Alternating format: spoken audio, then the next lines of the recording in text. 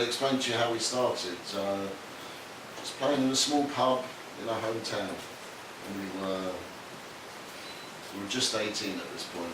We'd been rehearsing for about 2 years already in Robert's parents' house. They remodeled their house, put a room on the house where we could, where they wanted to have family get-togethers and things, but we just moved the whole band in and didn't leave for 3 years. Okay. So we finally got our first gig at the Rocket in May 1977, so we would have been 18.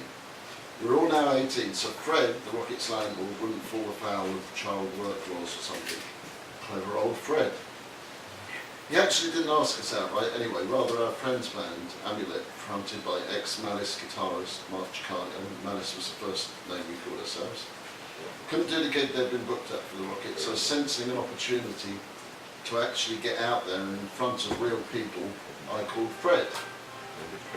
Yeah, the Rocket Public House. The phone was answered by Fred himself in the voice I presumed he usually reserved for outstanding creditors.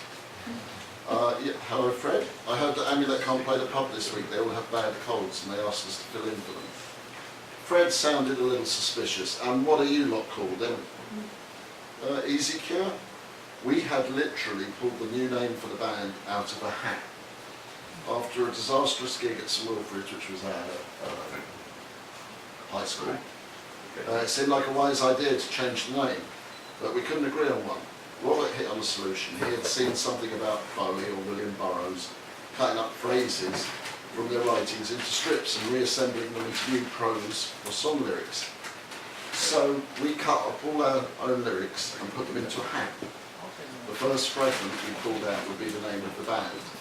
It seemed both democratic and punky at the same time.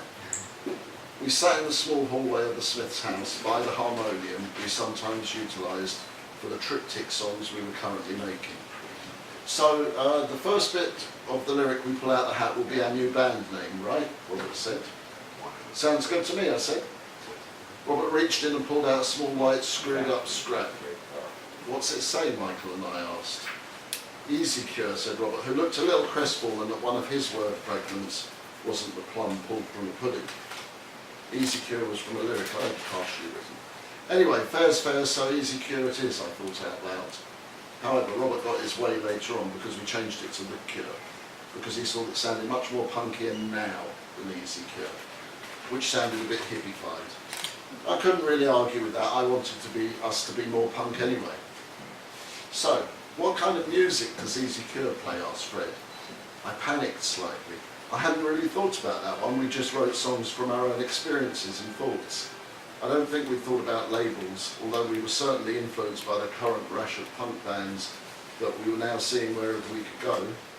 In addition to the Stranglers at the Red Deer and Crawley College, we saw the Buzzcocks at the Lyceum. Well, we did some of our own stuff and a few popular covers, I offered hopefully. He said, well, yes, they like to hear something they know, so play something they know, said Fred, hammering his point home. Be here at 6 p.m, start playing at 6:30, 7 p.m.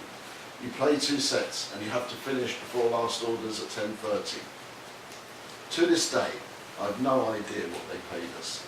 I probably didn't take it in, as I was just happy to get our first proper playing gig.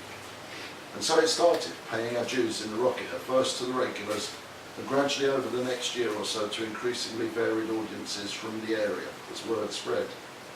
Of course we had to play some covers, as Fred had predicted. Locomotive Breath by Jethro Tull, made completely punky by leaving out the long piano intro and flute, was one I recalled that was particularly liked by the Rocket's older patrons. Gradually we honed our set to include more of our own material, crammed together on that tiny stage in the corner of the pub. I learned what every band must learn if they hope to establish themselves as a real band. We perfected the subtle signals between us all to enable the songs to come out sounding right and keep the show rolling along with intensity and power. We learned our stagecraft on that small stage all throughout the year, in between seeing some of the best bands of the punk revolution. Thank you.